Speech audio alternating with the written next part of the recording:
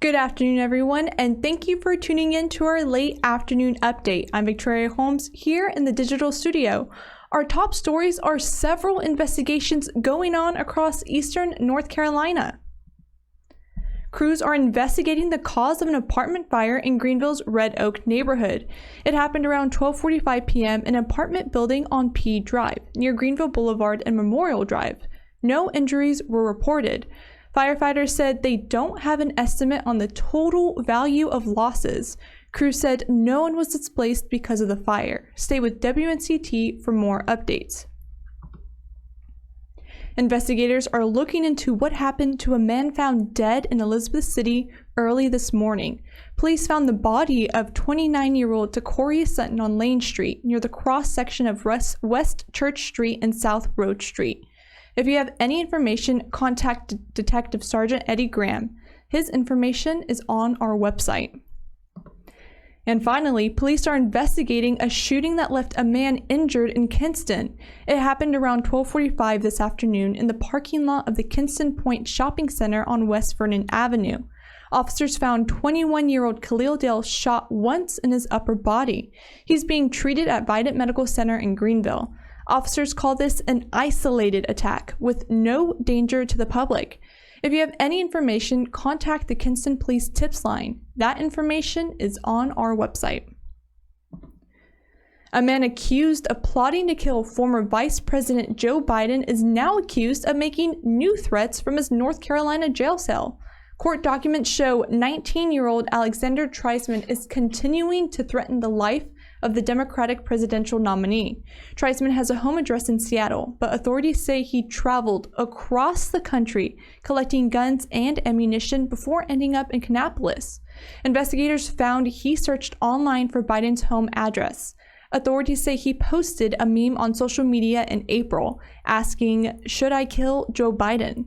Treisman is not facing any charges related to this alleged assassination plot. Instead, he's being held on child porn charges after authorities found thousands of pictures and videos of underage kids. When we come back, a COVID research vaccine trial in Fayetteville and a brand new episode of What the Politics. Stay with us.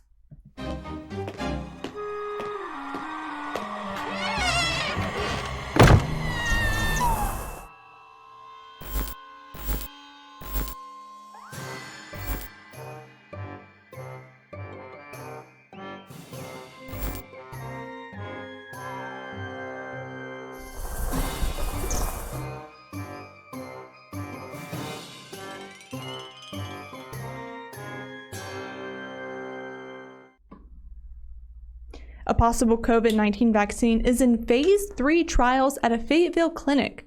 The research is also receiving more funding. Our sister station CBS 17 reports.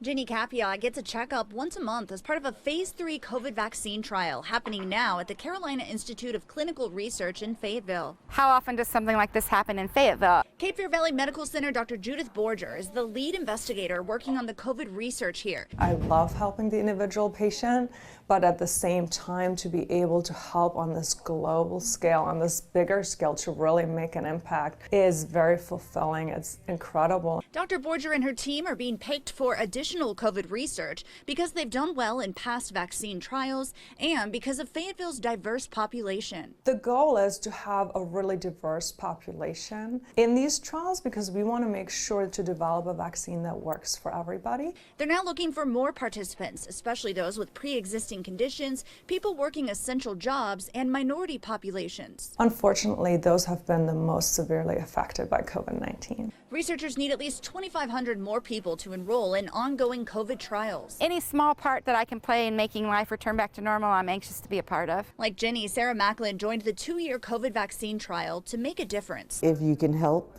help. It's not a devastating process. You don't have to be afraid. Reporting in Fayetteville, Kayla Strayer, CBS 17 News. What is your guys' titles? Phlebotomist. And be sure to tune in to another episode of What the Politics. Today's guest is Trey Cash, the director of Greene County's Board of Elections. We took your questions ranging from timeline of results to possible voter intimidation at the polls and asked them. You can listen at WNCT.com and click the podcast network link in the features tab. You can also subscribe on Apple and Spotify or wherever you get your podcasts. And speaking of the elections, check out our How Well Do You Know Our Candidates quiz. By now, you may think you know everything there is to know about President Trump and Joe Biden, but deep below the rhetoric of the campaigns are the issues impacting our nation. You may know the men, but how well do you know where they stand on the major issues? I took the quiz and I think I did pretty well, scoring a 7 out of 10.